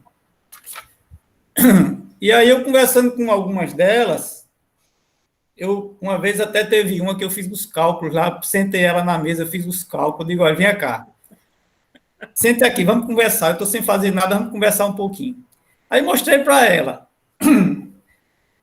se ela abrisse um consultório, um simples consultório, ela alugasse um box em um determinado local, e ela montasse o consultório, aí fiz para ela tudinho, que era que ela ia precisar, a mesa, as cadeiras, né? Fiz um balancete assim para ela do que ela ia precisar. Aí ela, sim, Jadson, mas eu não tenho esse dinheiro. Eu digo, sim, você não recebe 2.000, R$ 1.500 todo mês, tu gasta com o quê? Tu é solteira, mora na casa do pai, né? Tu gasta com o quê? Reserva um dinheirinho desse aí, que daqui a 2 anos você monta seu consultório. E ela ficou naquele negócio, não, porque não sei o quê, porque não sei o quê, porque não sei o quê. Uns 3 anos depois, aí ela disse, vou tentar montar meu consultório. Diga, agora você vai ganhar dinheiro. E aí ela foi, montou o consultório, começou a trabalhar, e aí viu que ser vendedor, enriquecer os outros e viver à custa de um salário mínimo, 2 salários mínimos, não compensa. E graças a Deus ela está bem hoje. Porque eu fiz isso, eu mostrei para ela, por A mais B, por que é que o consultório ia dar mais vantagem para ela do que ela ser vendedora. Até porque é muito, eu acho, eu não posso nem dizer nada assim, porque na minha opinião, eu acho muito frustrante você passar 5 anos na universidade, se formar em medicina veterinária, que o campo é muito assim, muito grande, né, dentro da profissão. A gente tem várias áreas que pode trabalhar. E aí você ser vendedor, que não precisa ser veterinário para ser vendedor. Basta você conhecer um pouquinho do produto que você vende. E eu não aceitava isso. Na verdade, eu nunca aceitei isso. São 2 conceitos que você está... Yuri, só um momentinho. 2 conceitos que você traz, Jadson. Um é o custo de oportunidade, que Paulo Renato estava dizendo, que era justamente isso. Ou seja, você tomou uma decisão, né, que a partir daí foi a melhor que você tomou, né? Então, não teve custo nenhum de oportunidade. Ela ainda andou com custo de oportunidade por algum momento, né? Porque não foi a melhor decisão. E a segunda coisa que você traz, Jadson, é a questão do capital humano. Ou seja, eu não passei 5 anos na universidade para depois ser vendedor. Ou seja, você está dizendo que conhecimento, aquele investimento que você fez durante os 5 anos, que foi o seu melhor, não é? É o que realmente decidiu o que você queria ser. Porque você lá atrás, você investiu em educação, de forma que hoje você tenha a sua satisfação, não só a satisfação, mas também a melhor tomada de decisão, né? Ou seja, valeu a pena você investir em capital humano, e você investir em capital humano, você teve o menor custo de oportunidade possível, enquanto que ela ainda teve que pagar custos por não ter tomado a melhor decisão. Ou seja, é como a Ana Elizabeth disse, né? Investir um bocado para poder depois, quer dizer, guardou um bocado para depois fazer seu próprio negócio, que também ela teve que fazer isso, tá certo? Teve também custo de oportunidade. E bem interessante. Mas diga, Yuri, você queria falar ainda? Mas tem problema não. Veja se Depois a gente pode falar mais um pouquinho. E aí, o resto de vocês, né? Que eu já vi que tem muita gente já saindo, daqui a pouco dá 8 horas. Vitor, Luiz Vitor, Beatriz, Erickson, Arthur. E aí, vocês têm alguma coisa a acrescentar deste curso? Eu não tenho muita coisa para acrescentar, não. Era mais um ponto de vista que eu tive há um tempo atrás, quando eu ainda não tenho assim, essa formação de preço, essa noção de formação de preço ainda tão completa. Mas, pegando o exemplo um pouco da minha mãe, ela é microempreendedora individual, né? Ela tem a lojinha de roupa dela. E a formação de preço dela era basicamente comprar um produto, colocar 100% no valor dele e mais ou menos pegar essa noção ali do valor do produto ser esse. Só que aí eu sempre tive esse pensamento de não, tá muito mais embutido que isso, e a viagem que a senhora faz para comprar esse produto, e os custos de gasolina, do seu tempo, de toda essa questão, isso tá no valor, mais a lucratividade que a senhora tem que ter por cima, entendeu? Falando com ela sobre isso, porque tem muito mais a ver isso para a formação de preço. Eu tive essa noção. Eu só não sei muito bem ainda como, assim, dividir isso por cada unidade de produto, tem toda uma questão mais ampla sobre isso que eu ainda não tenho muita noção. Mas a visão de custo, assim, de como montar isso, é cada vez um pouco mais, assim, mais detalhada nesse sentido, sabe? Era só ótimo, ótimo esse seu pensamento, porque, na verdade, você pode fazer o caderninho lá de Jadson. Você vai, pega lá a sua mãe, o que foi que ela comprou nessa sua viagem, e na viagem dela, né, na verdade. E aí ela vai anotando o que foi que ela gastou para poder ir fazer a viagem, quanto tempo ela levou para poder fazer a viagem, não é? E quais são os custos dela vender essas roupas. Ou seja, o microempreendedor individual tem que levar isso em consideração, ou seja, quais são os custos que eu tenho para além da minha vontade de vender, né? Então, tem que considerar também o tempo que ela leva para poder sair de um lugar para outro, né? A mão de obra dela em organizar as roupas para venda. Então, tem uma série de outras coisas muito bom. Bota num caderninho para ela. Eu tinha uma tia que ela pintava sabonete. Então, ela tinha uma técnica que ela desenhava no próprio sabonete e pintava lá o sabonete com as características. Muita gente fazia, mas a precisão dela pintar transformou isso numa arte. E a arte, quem bota o preço é você. Mas aí eu dizia para ela, bote num papel quanto tempo você leva, pelo menos quanto tempo você leva para pintar um sabonete, porque fica muito bonito, né? E ele se preserva, você pode, inclusive, usar o sabonete para lavar. E aí ela realmente passou a usar todos os custos para poder fazer esse sabonete e vender a arte dela, né? Eu acho que foi Erickson que queria falar, Erickson. Eu ia abrir aqui, era mais para comentar, professor. Boa noite a todos. Eu cheguei até um pouco tarde, mas é mais complementar a ideia que foi abordada. Precificar, principalmente algo que é subjetivo, o conhecimento, ou até feito a senhora exemplificou agora aí, obra de arte, né? Qual o critério usar, né? É meio assim... Subjetivo. Subjetivo. Então, quanto mais dado histórico você tiver, quanto mais informação, a sua decisão tende a ser mais acertada, né? Porque você dar um tiro no escuro assim é muito complicado. Então, é nessa ideia mesmo aí, de anotar, de tentar verificar qual o critério que você usa, o conhecimento que você tem, os seus custos, tempo e qualquer outra variável que você consiga precificar. Quanto mais informação, é melhor para você tentar minimizar esse tiro no escuro assim. Então, é mais nessa ideia mesmo, era só um comentário nesse sentido. Uhum. Eu me lembrei agora de uma coisa que a gente tem em economia, que é a valoração. Né? Ou seja, qual é o valor que eu dou a um determinado bem. Aí, Eliane foi dar um curso, né? Ofereceu, né, Eliane? Lembra? Que ela, numa dessas semanas, ela resolveu... Foi na GPEX, logo que eu cheguei. Aí eu ofereci aí ela valoração. Aí ela disse, vou dar o curso de valoração. Aí, aí um monte de gente na turma, a turma cheia.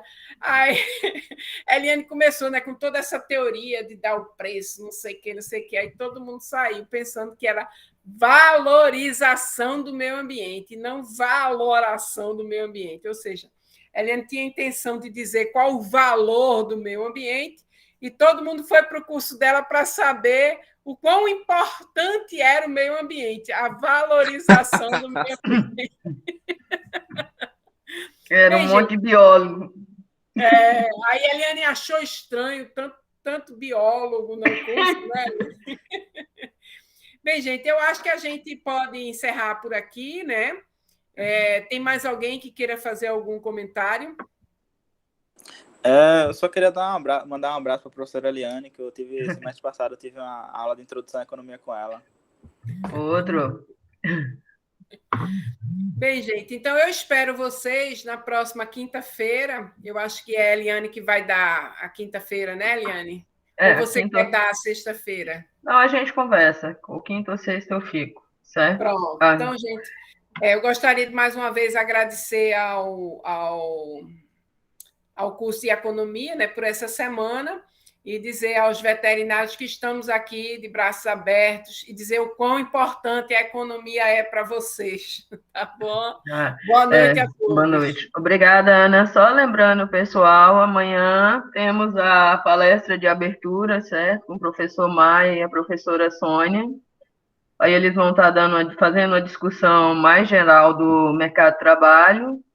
Na quarta, a gente tem uma discussão mais específica, e na quinta, a gente pega especificamente as regiões, tá certo? Mais detalhadamente o Nordeste. Não, Yuri, Jadson ficou, tinha um aluno, Jackson, que iria estar coordenando, e aí, como está sendo gravado, a gente vai pegar a presença por aqui, tá certo? Ok? Tá bom, gente? Boa noite, muito obrigado. Obrigado, professora Ana Paula. Obrigada aí às pessoas participantes. Boa noite a todos. Boa noite. Um abraço. Boa noite. Obrigado por tudo. Boa noite. Boa noite. Tchau. Tchau. Boa noite, obrigada. Boa noite. Nada, obrigada a você, Nete. Agora...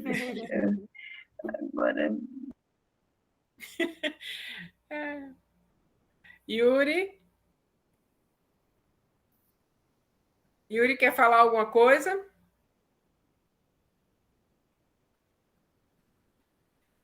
Acho que e aí, Nete? Está gravando.